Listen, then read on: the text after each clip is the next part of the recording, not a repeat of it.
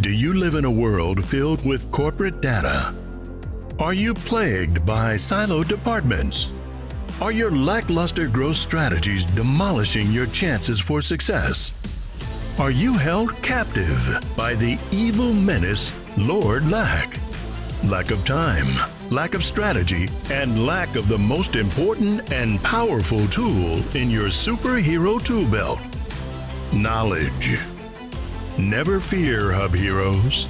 Get ready to don your cape and mask, move into action, and become the Hub Hero your organization needs. Tune in each week to join the League of Extraordinary Inbound Heroes as we help you educate, empower, and execute. Hub Heroes, it's time to unite and activate your powers.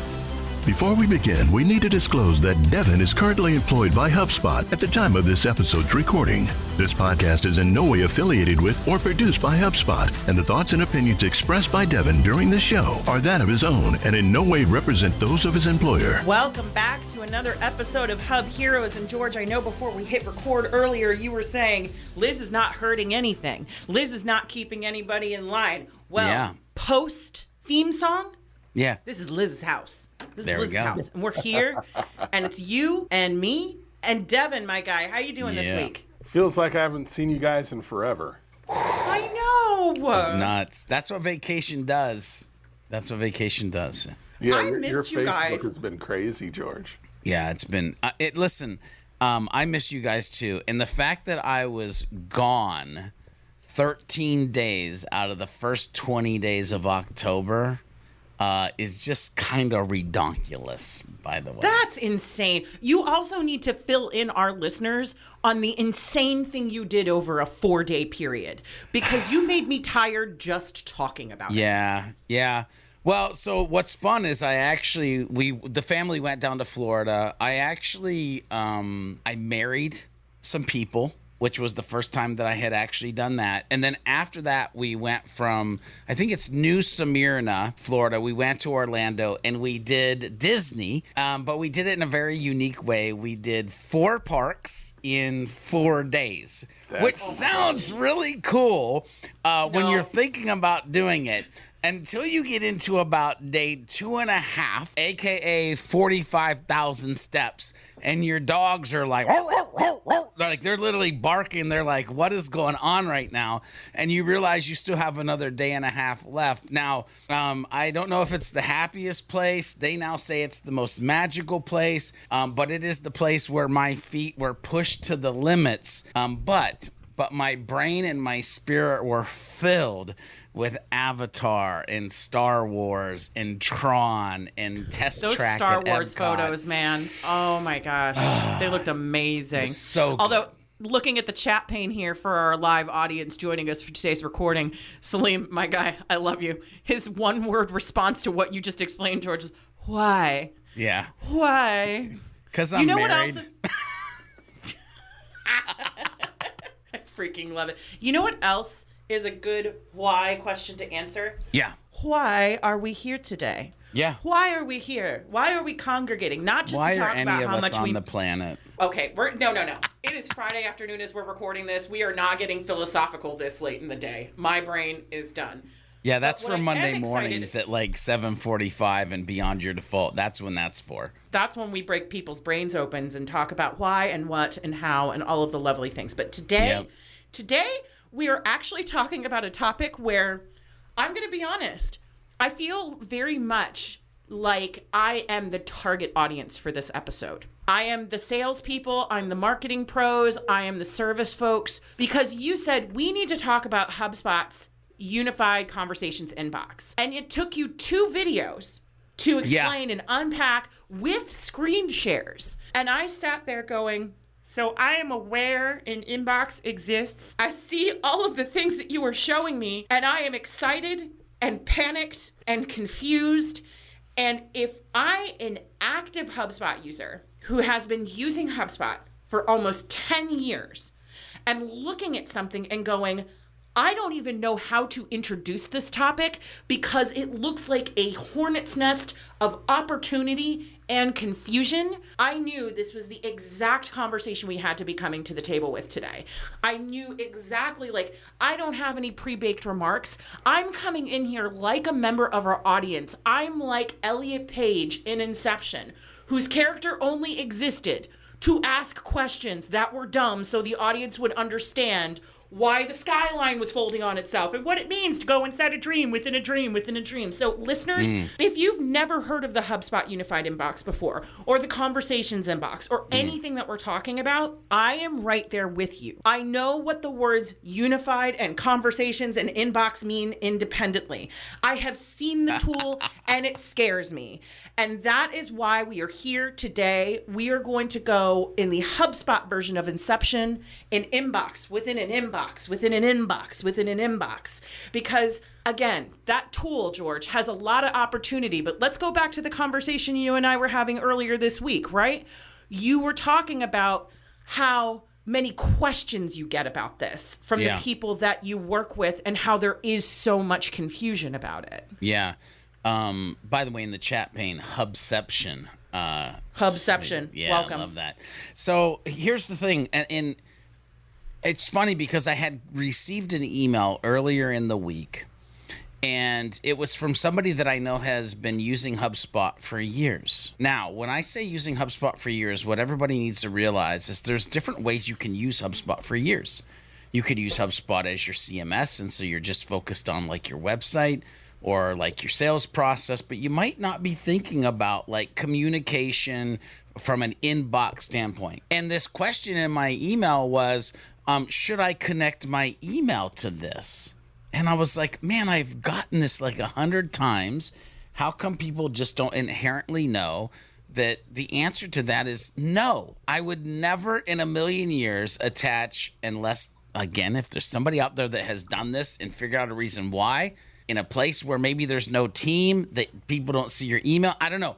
But in 100 million years, I would never attach george@georgebthomas.com to a unified inbox. But I keep getting that question, and the answer is no. This is created for something like sales at or support at, where historically you've felt the pain points of 2, 3, 5, 17 reps, whether service reps or sales reps, going into an Outlook inbox, not understanding who's taking what, who's doing what, who's answered what, taking that confusion and that convoluted process and actually giving it a place to live where you can streamline the communication in so many ways.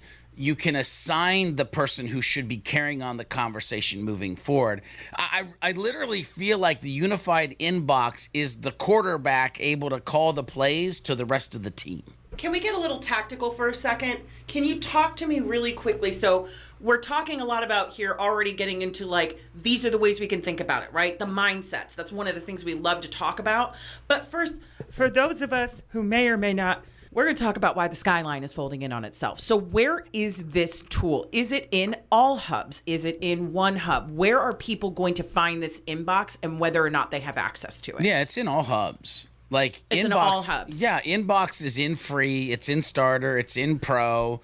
It's just basically or fundamentally, or whatever word you want to use there, part of what I'll call the baseline CRM communication thread. You know, like no matter what portal you open, you're going to have like 5 templates, 5 snippets, a possibility to do an inbox. You'll see contacts, companies, deals, tickets. It's just like part of that lower thread. So you could be paying $0 and fixing thousands of problems with a shared inbox. So, Devin, when you think about what confuses most folks about inbox, what are you seeing? And what are some of the mindsets you want people to be thinking about with inbox if we're thinking high level? I'll be frank, I've never met anyone who's been confused by inbox. Everyone who I've met, like, if you're in a situation where there is more than one person that may need, or like, I'll give an example. There was this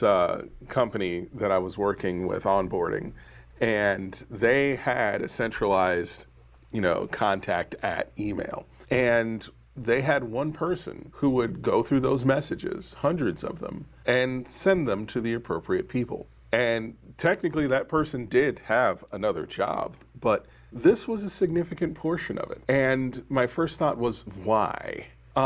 Like, the thing is that not only can everyone see the messages that are in there, but messages can be assigned to people. It's like, the way it appears, it's like a chat thread, and you can follow the entire conversation.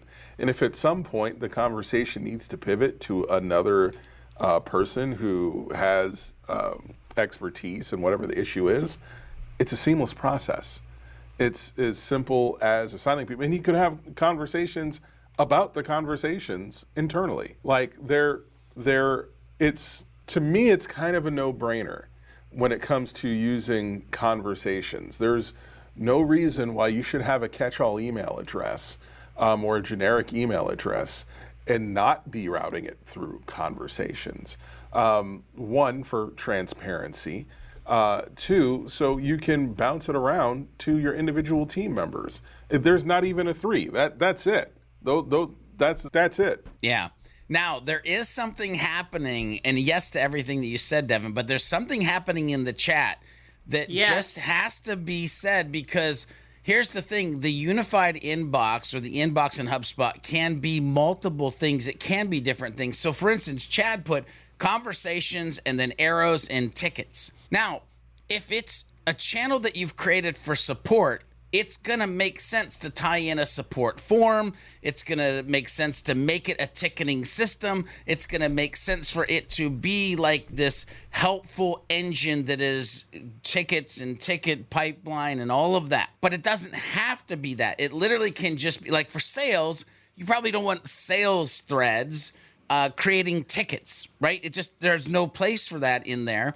And so what we have to realize is there is a baseline that might not be confusing. I hook up a chat flow, and all of a sudden I can see all the chats of anybody who's ever chatted me. But when you start to add in this layer of, it can now be email, or now, which, by the way, I'm going to go into a whole conversation as soon as you let me, Liz, talk about the updates and betas for the inbox. If you want to switch from chat to email, or now calling, right? So Devin talked about if you want to switch it over to a different person, which we'll talk about, like not only a different person, but a different inbox. But now if you need to communicate in a different channel, that's also available in there, right? So the idea of understanding that it's like everything else in HubSpot, you should come to the inbox with a strategy of what makes sense for this team versus what makes sense for this team versus this outlying inbox that has been a cesspool in your personal hell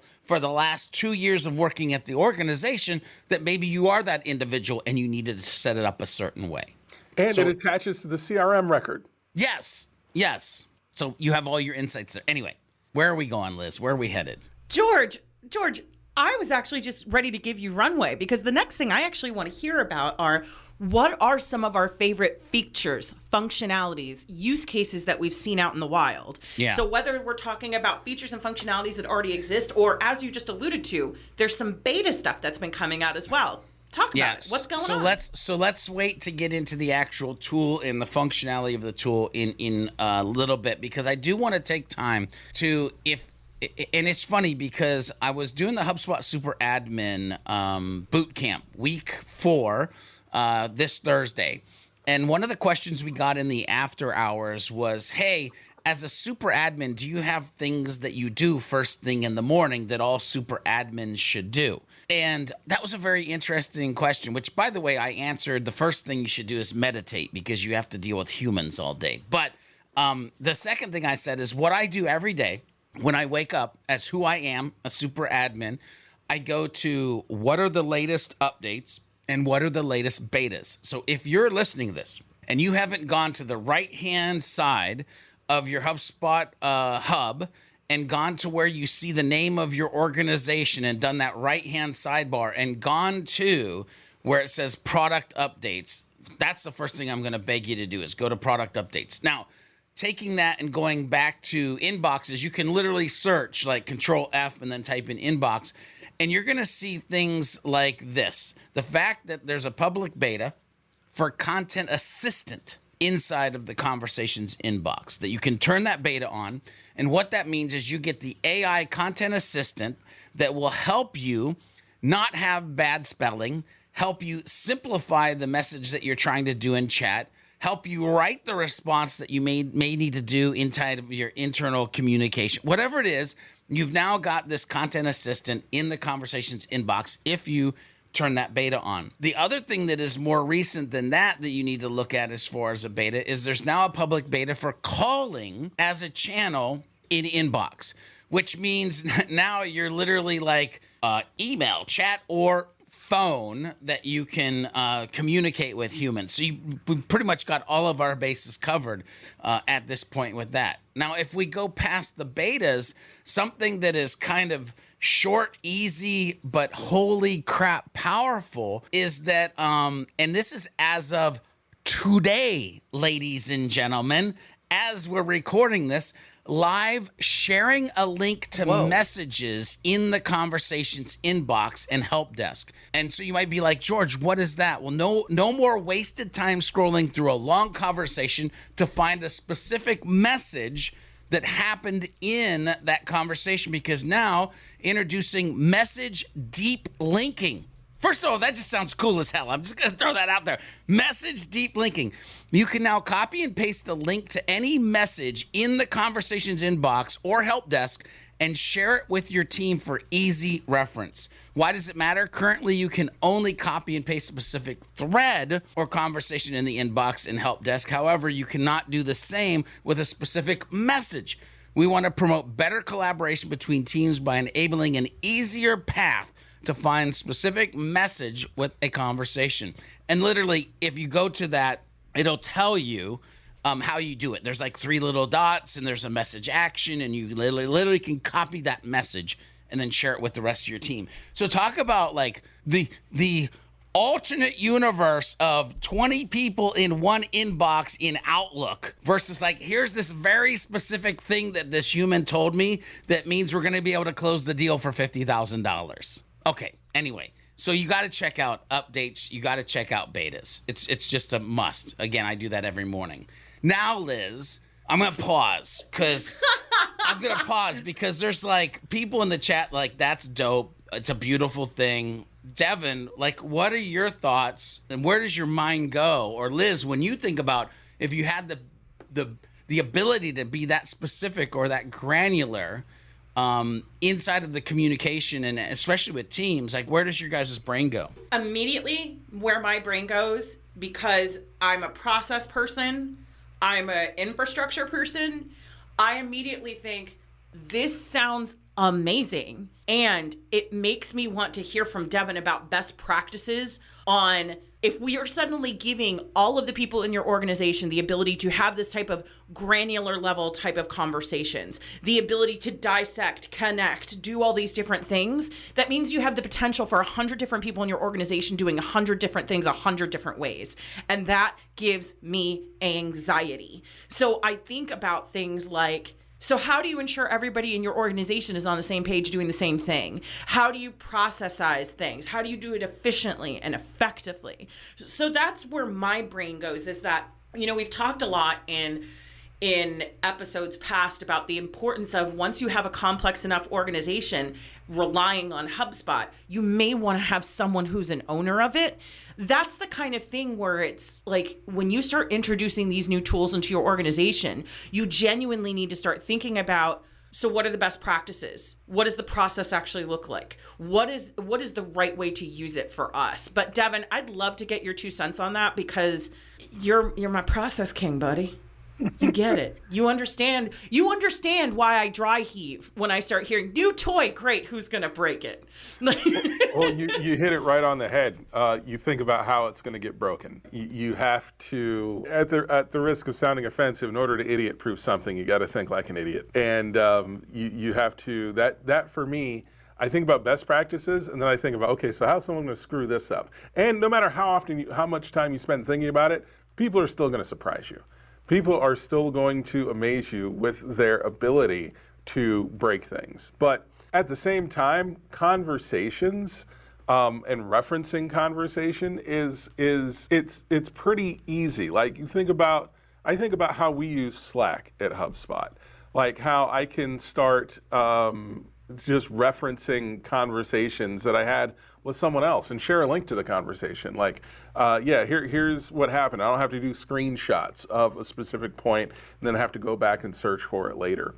But as far as implementing the tool at large, one of the biggest things I think about is who is and isn't allowed to talk, because I like the idea of everyone being able to utilize the tool, but not everybody needs to be able to say things. And it's, again, we have something similar with Slack with permissions. There are certain channels where not everyone can talk. Everyone can see what's going on, but not everyone can talk. And if you set those rules ahead of time, but that's one of the great things about conversations is assigning conversation. If I see this conversation's been assigned to Liz, then if I jump in and start trying to get in on it, then, I'm the bad guy. And while some things you would think of as intuitive, like this is Liz's conversation, Devin, shut up. And if there's anything I think should be contributed, I can just reach out to Liz instead of, let me get my message in. That's silly. But again, that's one of those things where you're thinking like an idiot. You'd think like, I shouldn't have to say this, but I'm going to go ahead and document it anyway for the one guy who just doesn't really think things through. We got to go to the chat pin on this because Salim really just hit it out of the park here with this Murphy's Law corollaries. Nothing is foolproof to a sufficiently talented fool. Followed up by, this made me laugh so hard. If you make something idiot proof, someone will just make a better idiot. Yeah, but it's what's fun. And first of all, I did laugh too at that, and I was like, but here's what's fun is you have abilities to make it less than what it might be. And Liz, I want to kind of piggyback on something you said, like you give this tool to the whole organization. First of all, I think that's step one to think about. Conversations is built for certain individuals to be in the game. Like you have an entire football team, but not everybody shows up on offense. And only defense shows up on defense. And some people are in that stadium and they never hit the field, right?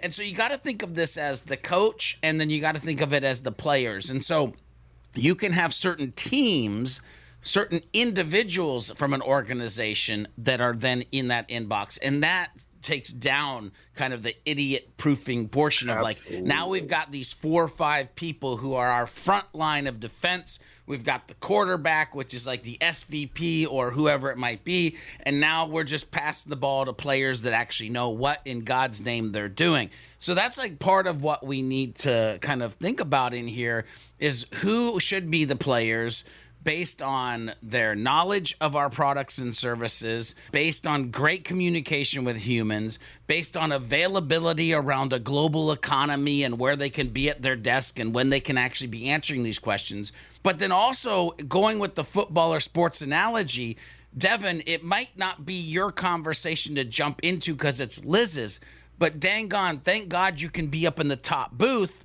and Liz can do an internal comment and ask Devin his thoughts to then give a better response if she's lost on the topic at hand. So that, like, I love how it can kind of go both ways when you're thinking about it in the right direction. Yes, Devin. Here's the thing. To go along with that same analogy, not everybody even needs to be in the stadium.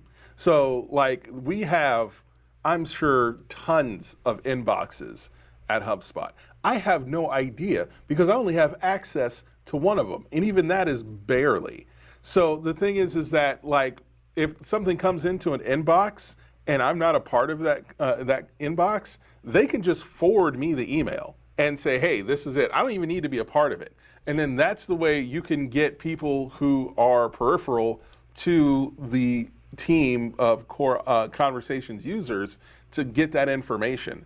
But the thing is that, like, the only people that should have access, in my opinion, to an inbox are the people who literally is their job to use the inbox.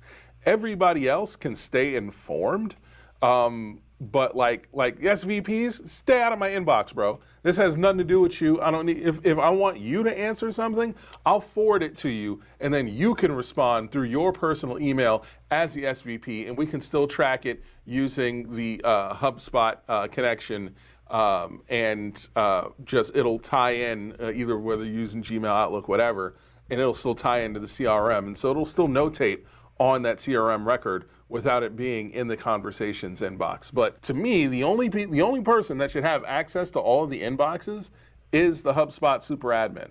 Outside of that, Yeah. Is that our official quote for today's episode? I think that's the official quote. We'll tweet that or we'll exit. Can we also talk about the other Salim, my guy? So for listeners, by the way, you are always welcome to join us live when we were. Do you see what I'm about to read? Because this is the funniest. Salim, I swear to you God, were he's on stage with a mic right now. He's got like a half a cup of whiskey and a stool and a mic, and he's like on stage right now in the chat. Any machine is a smoke machine if you use it wrong enough. I love that so much. Yeah. It makes me want to ask, what are some of the things we're seeing wrong with HubSpot Inbox? But I'm not quite ready to go there yet. Yeah, I actually want to talk a little. But using the machine right, maybe. Yeah, I want to talk a little bit first, though, about integrations and because we've started touching upon some of the different betas that are available. But George, I'd love to hear from you a bit more about maximizing integrations when it comes to the inbox, and also the guardrails you want to see people put up. Because again, this is one of those kids in a candy shop kind of thing, right? Get 2 Snickers bar, don't get 75. You will get sick and your teeth will rot out of your head. So like, what are the great integrations for it, and how do people make smart decisions about the integrations they're using in inbox? Well, here's the thing. I've never even searched for an integration with inbox, other than the fact that the fact that it integrates with my inbox, my real inbox, my like email channel. I've never I don't even know if there is, to be honest with you, like a third-party integration of anything that you'd pipe in there or what you'd want to add to it. If there's somebody listening and they're like, oh my God, guy, yeah, like you want to do this and it makes your unified inbox like way better, then that'd be super dope. But I honestly don't know if there's anything that we would integrate to make it different or better. It almost makes me wish that Max were here so he could hear the feedback we're getting in the chat, which is, Chad says here, there are very few good integrations with inboxes because external integrators do not really understand the difference between a conversation and a ticket. There are a lot of integrations with tickets, but few with conversations. So what I actually did, this is one part I did do a little bit of research on. Oh, there you go. I was trying to, I know, I did a thing today. I'm so proud of me. And then I got confused and immediately was like, where's George? But when I was taking a look, I kind of ran into a similar situation. And I almost wish Max, repping and shilling for Big Popsicle, was here. He's our other host for those of you who are listening for the first time. Is it Popsicle or Paleta? Does he say Paleta? Is that the word that he uses? I have no idea. Yeah, I don't know. Max, we love you. You should but be we here, don't Max. listen It's your clearly. fault. You should be here correcting us. But that's fine. No, but I think there's a really big opportunity there. So let's take it a different way then. If integrations is an area where, and this is what's so fascinating, HubSpot when it comes to integrations is usually like, it's chef's kiss, top notch. Yeah. And there's not much happening there. Is it because there really isn't a need for it? Well, actually, or is there some sort of wish list in your head? Well, so let me back up, because I don't necessarily think of him as an integration, but Salim, again, instead of just being funny, he's like, let me show you how intelligent I am. Facebook and WhatsApp are actually integrations. So the fact that you can do WhatsApp and Facebook inside of your HubSpot inbox, those are two of the integrations that you should pay attention to. The other thing that I have in passing heard Max speak about, now that you mentioned his name, was this idea, and I can't dang on it remember the name of the app. So when we have him on the next episode, I'll have to bring it up again. But there's something about, because you can do SLAs, by the way, in HubSpot Inbox, but there's something about, something happily, Timer Man. Thank you, Chad. Timer Man allows you to do better. God, I love having a live audience. Can I just say that? Anyway, especially a smart live audience. Timer Man allows you to do a little bit deeper level or better SLAs than what is kind of under the... So if we think about this, right, Facebook, WhatsApp, Timer Man, those are 3 integrations that if you're not leveraging and they feel like they're things where you would need to be communicating or things that you need more depth into, you might pay attention to those as for integrations. That's freaking amazing. I feel like Devin's like doing research or watching Netflix. One of the two. I'm looking up conversation because honestly, before I looked at the outline, I did not know there were conversation integrations at all. There we go. This is all very new to me. Yeah. We're all learning together like a family. But here's the thing, Liz. I gotta unpack a little bit something for the listeners. Yes. I looked at this conversation and I said, really? Like, who wants to hear about inboxes? And the only reason I pushed this forward is because I kept getting this same one dumb answer. But as you went on this journey, you saw and learned things. As we're bringing up the conversation, Devin, who, by the way, is not new to HubSpot or as being a HubSpot user, is like now diving into things that he may not have thought about or knew before. I started to learn things that I didn't know before and was like, holy crap, why is nobody talking about these things? And so this is what happens when HubSpot, the platform, gets as big as it is there are certain rooms that people forget to enter, and there are certain books and utensils in the drawers and on the shelves that they don't know how to use. And so somebody who wants to talk about those things, aka us, Hub Heroes, has to enter all the rooms, has to have all the conversations to enable these things that are even happening for us as we're doing the episode. Here's one that I completely forgot about that I've actually used quite a bit in the past, was the Facebook Messenger integration. Yep. It's native. I completely forgot about that. That is so helpful with people who reach out to your Facebook page about questions, because the thing is, it's so important to have people access to your service team through any channel, or your sales team, or your support team, whatever it is, through any channel, because people are going to ask questions wherever they feel comfortable, be it on the phone, email, or in your Facebook Messenger inbox. And the native integration, like I run a Facebook fan page. We got like 73,000 listeners, or 73,000 fans. What? And the sheer number, that was one of the first social media experiments that I did on a large scale, was seeing if I could beat out everybody else who had fan pages for this particular. His name's Maynard Ferguson. He's a trumpet player. And the thing is, he passed away like 15 years ago, and we're still getting, where do you can perform? Can I buy some of your stuff? It's like, yeah, dude, that's not gonna happen. Not without a lot of candles. And like, so maybe a Ouija board. Exactly. Turn around, U-turn, bad conversation. But the thing is that like being able to navigate those messages, I don't use HubSpot to do it anymore, but when we were at the peak of just our inbox being flooded, when we first transitioned over to the page being the official page of his estate, we used to get flooded with messages. And small flex. That's a thing too. So being able to navigate those messages, now we mostly just get spam. But there was a time when that was highly necessary. And the other one that I didn't know about this at all, was the WhatsApp business integration.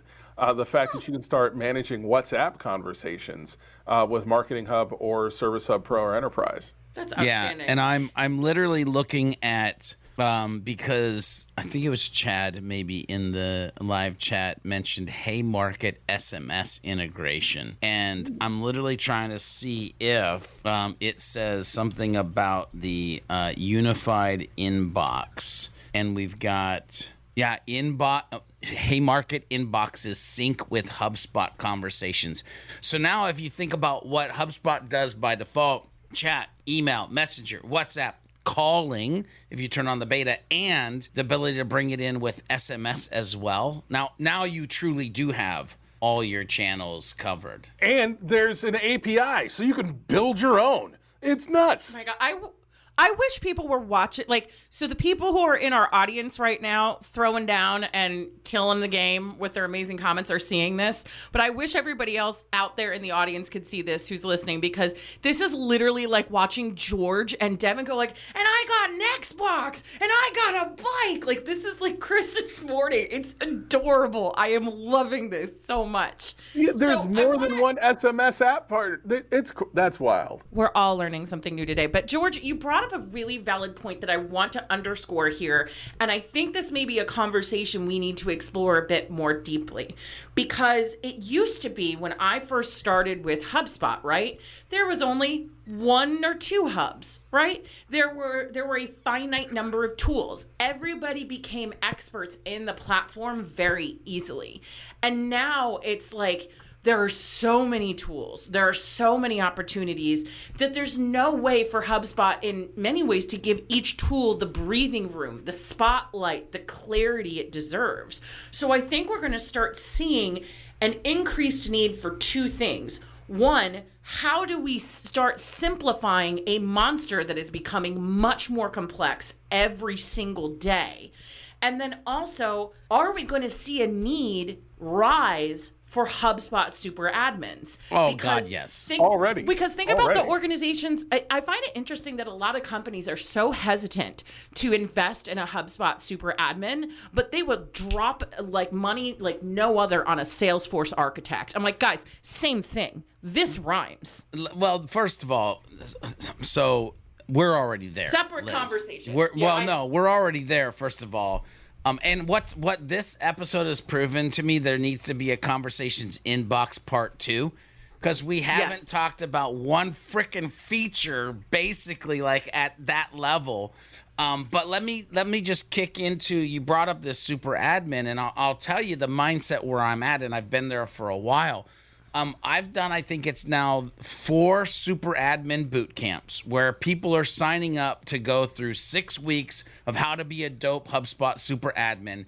With each one, we've had 150, 200, and even 300 plus humans in each one of those cohorts come in and try to learn how to be a super admin, HubSpot super admin. This is so needed in organizations now moving forward. You're going to see a rise of it. It's going to be a job title that people are going to be putting out on LinkedIn and all the places that you can hire people. And here's the thing, like, when you think about this, there are going to be very few people who have been around long enough to understand every single one of the hubs to truly do what a true super admin is going to do.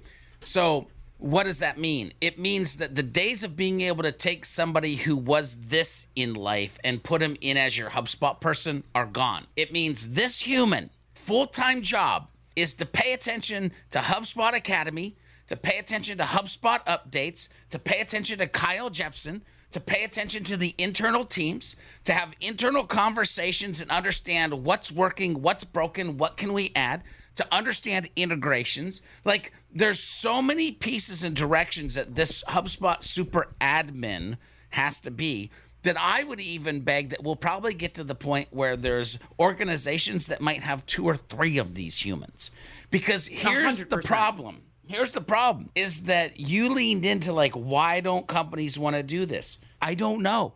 Because it's literally like having an Indy car. You've paid like $1 million frickin' dollars to have the car. It's sitting on the track, but you're like, we don't need a driver.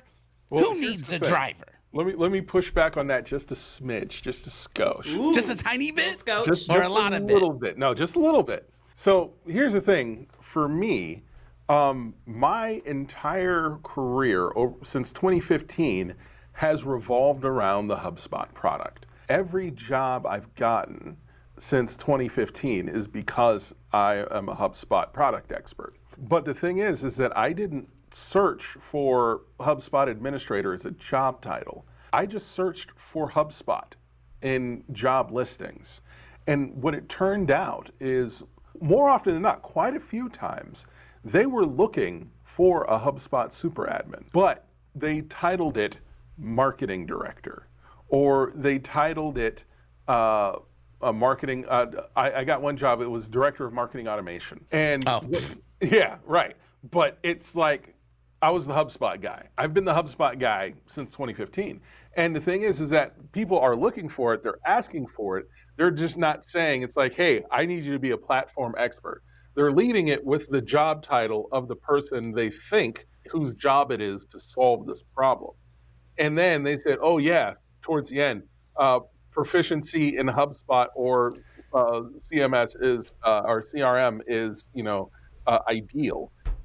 But the thing is that it's not just ideal, it's a necessity. Yeah. In order to solve the problem, especially if you have an existing tech stack with HubSpot at the center of it, you need a HubSpot product expert to come in and solve your problem. Yeah. Liz, we should probably write an article on GBT about the job title you didn't know you were looking for every HubSpot company using HubSpot.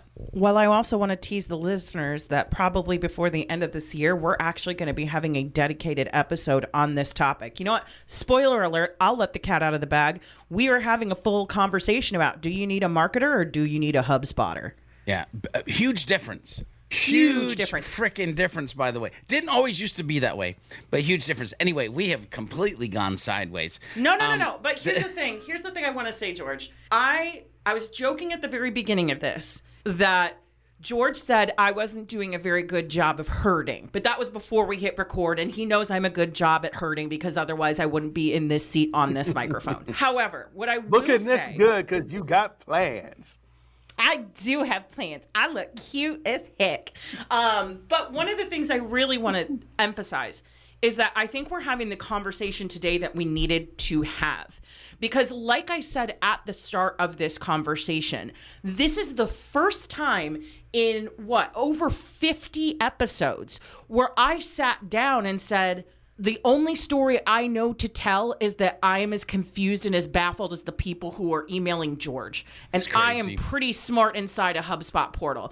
Because I watched your 2 videos. I had my head in my hands going, all right, my dude, this looks like a lot of promise and a lot of potential for explosions. So we are definitely going to be having a Conversations Part 2 podcast. This was the conversation we needed to have, because here's what I want to ask you guys as we start wrapping this up today. Yeah. What is the most common myth or misconception? And George, you can give more than one since you always break the rules. You never just do one. You always do multiple. I'm just going to let you have this now. What is the most common myth or misconception you want somebody walking away from the part 1 of this conversation having corrected about the inbox? Same for you, Devin. It's tough to use. That's easy for me. It's like, it is so easy. It is, once you get it set up, it's super intuitive. The hardest part about it is setting up. And that's not that hard either. It's invaluable and super easy to use. Yeah, and it's funny because I think I try to pay attention to how people talk about things and how they think about things with everybody that I get to talk to around at HubSpot.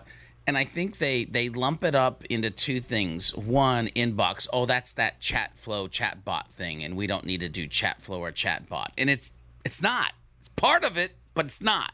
Like, it could literally be just a form, or it could be just an email, or it could be just so it is, but it isn't. And people categorize that and immediately go, oh no, we've got Drift for that. We don't need chat bots, so we don't need the inbox. Wrong. The other piece of this that I would say is that they'll just look at the word conversations and be like, I'm a marketer, I'm going to go to the marketing tab. I'm a sales rep, I'm going to go to the sales tab. I'm a service rep, I'm going to go to the service tab.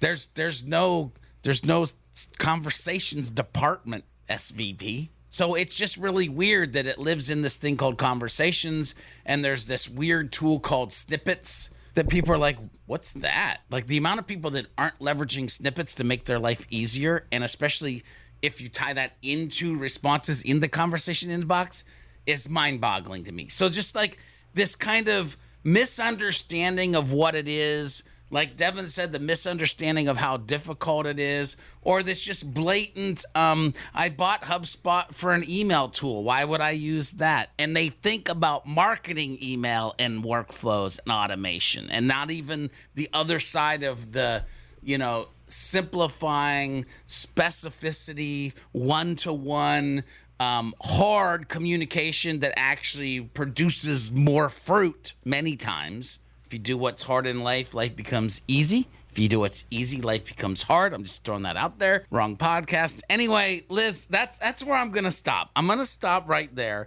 And I'm just super glad that we're going to have a part 2 because, you know, the fact that I didn't even get to talk about that one of the tools that I would love more people to use inside of HubSpot is views for contacts, views for deals, views like there's view. Heck, ooh, geez, I got a little passionate there for a second. There's views in workflows now, but the fact that you have views in the inbox and what does that mean and what can you see and how does that streamline the people's day that we've already kind of been talking about? Like there's so much that we just need to talk about. I know. I'm really excited for us to get to that too. What I will say as a sneak preview for those who hang around the GBT universe, by the time, actually no, it'll be next week that it's going to drop out. You are going to have, don't you have something you're publishing about views next week as a tutorial? I might be creating something. You might be creating something. You might be publishing an article about that. You might be just dabbling. Dabbling. Yeah. There might be a lot more coming, actually, but we'll see, you know. We'll see. We never know. For me, my parting word of wisdom is the dry heaving that I did earlier. I'm just going to circle back around to that. Is that, to Devin's point, it is easy. And we talked about making better idiots when you try to make things idiot-proof. The thing I will always go back to that George has told me 1,000 times that I believe has always stood me in good stead is that HubSpot is only ever as smart as you are. So you 100%. Can scale idiocy. What it will do is automate dumb things so you can be dumber faster.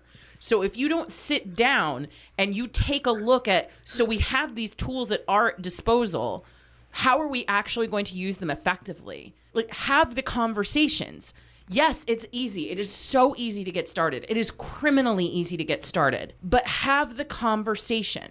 How is our service team going to use this? How is our sales team going to use, particularly in sales, because we're going to be having a conversation with a special guest coming up in a couple of weeks. But when you think about those sales organizations that you are dragging out of the Stone Ages into the inbound age where we have to all work together as a revenue team, what do they all have? Individual, undocumented processes where each salesperson is doing their own darn thing. And if you don't address that, you're just going to scale that. 100%. So that is my parting word of wisdom for today. I brought it home considering I had no idea what we were talking about. That was amazing. I feel like you're on a soapbox and just like... Yeah. The tool is only as good as the plan you use to implement it. I love it. Yeah. You know what? I bet it's because I straightened my hair today. I'm feeling more powerful. That's what it is. You look powerful, Liz. Be powerful. Everybody, all the Hub Hero listeners, be powerful. But it's funny, I have to say at least one more thing out of the chat pane because when I first said the word automagical like 9 years ago, I didn't realize that automagical was going to become a thing that people actually associated, or even I have now heard people use that are in the circles with me. But the fact that we have in the chat pane automagical stupidity. Guys, we've ascended. I'm just so happy to be here. I love our audience so much. And I don't know how we got here, but guys, we're at the end of our episode. We did it. We've completed Conversations Part 1. Yeah. How do you feel? Feel good? First chapter of 23. No, I'm just kidding. I feel great. I feel good. Right? I feel good. I feel great. I feel wonderful. But for all of our listeners, thank you once again for joining us this week. If you love the pod, please do not forget to leave us a review on your favorite podcast provider, whether that's Spotify, Apple, Stitcher, Google Play. Every review helps us get in front of more amazing HubSpotting humans just like you. And with that, gentlemen, I hope you have a great week. I'm so glad we're back in the saddle. Your favorite podcast app should be Pocket Cast, by the way. But anyway. Okay, Hub Heroes, we've reached the end of another episode. Will Lord Lack continue to loom over the community, or will we be able to defeat him in the next episode of the Hub Heroes podcast? Make sure you tune in and find out in the next episode. Make sure you head over to thehubheroes.com to get the latest episodes and become part of the League of Heroes. FYI, if you're part of the League of Heroes, you'll get the show notes right in your inbox, and they come with some hidden power-up potential as well. Make sure you share this podcast with a friend, leave a review if you like what you're listening to, and use the hashtag HubHeroesPodcast on any of the socials and let us know what strategy conversation you'd like to listen into next. Until next time, when we meet and combine our forces, remember to be a happy, helpful, humble human, and of course, always be looking for a way to be someone's hero.